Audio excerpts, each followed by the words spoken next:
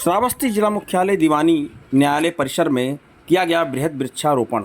इस अवसर पर कार्यक्रम के मुख्य अतिथि बेचन राम, उपाध्यक्ष अनुसूचित जाति और जनजाति उत्तर प्रदेश सरकार रहे। इस अवसर पर बारी बारी से वृक्षारोपण कर लोगों को वृक्षारोपण करने का संदेश दिया। इस अवसर पर जिला अधिकारी श्रावस्ती अजय कुमार द्विवेदी, विधायक श्रावस्ती रामफेरन पांडे, जिला जज विधायक भिनगा इंद्राणी वर्मा, रणवीर सिंह, रमन सिंह, जिला पंचायत सदस्य, न्यायालय स्टाफ व जिले के अधिकारीगण इस अवसर पर मौजूद रहे।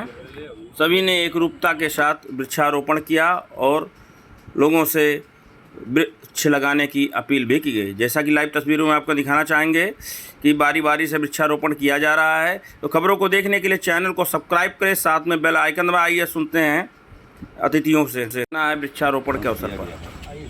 और लगभग 49 लाख पेड़ पूरे अभियान में यहाँ लगाए गए, जिसमें से लगभग 27 लाख पेड़ जो वन विभाग ने लगाए और 22 लाख पेड़ अन्य सभी लोगों ने मिलकर लगाए। और यहाँ के डीएम और डीएफओ ने और जनप्रतिनिधियों ने बहुत सहयोग दिया है और सभी प्रकार से जन सहभागिता का बहुत अच्छा महाअभियान दूसरी बार भेजा गया है। और इस अभियान को मूर्त रूप देने के लिए एक पेड़ माँ के नाम पर यहाँ पर लगाने का कार्यक्रम चलाया गया है। मैं संपूर्ण इस जिले के नागरिकों को 50 लाख पौधा लगाए जाने के लिए निर्देश है। मैं चाहूँगा इस देश के सभी नागरिक, इस जिले के सभी नागरिक कम से कम जो है एक पौधा लगाएं और जो सरकार का लक्ष्य है उस लक्ष्य को पूरा करें। एक पेड़ माँ के नाम का की जो अवधारणा है जी, आप ये जानते हैं कि एक माँ किसी बच्चे को किस तरह से 10 साल 15 साल तक पुष्पित और पोषित करती है, उसी तरह से वृक्ष भी हमारे बच्चों के रूप में और हम लोगों को उसको पोषित करना है। इसलिए ये अवधारणा दी गई है कि एक पेड़ माँ के नाम।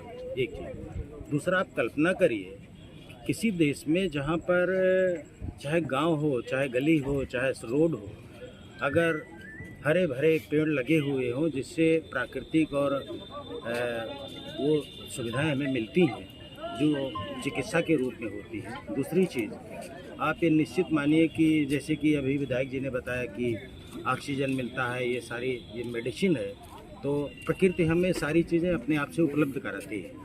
बीच में जो गड़बड़ियाँ हुई हैं, पेड़ कम हो गए या गिर गए या टूट गए या कट गए, और उसको फिर से उस गैप को भरने की जिम्मेदारी हम लोगों की है। तो आप ये कल्पना करें, ये सरकार भारतीय जनता पार्टी हर तरह से प्राकृतिक सुविधाओं के लिए और अन्य साधनों के लिए कृत संकल्प है और वो लगी हुई है। तो एक विकसित भारत की कल्पना में हम लोग ये काम कर रहे हैं। बहुत बहुत ठीक से प्रदूषण बढ़ता जा रहा है और आबादी बढ़ती जा रही है, तो उसको रोकने के लिए नदियों का क्षरण हो रहा है, नदियाँ सूख रही हैं।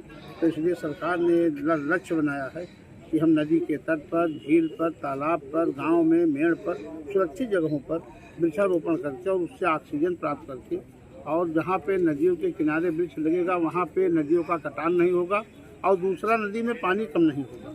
ये पौध हमको ऑक्सीजन भी देते हैं, हमको नई जीवन की एक दिशा भी देते हैं।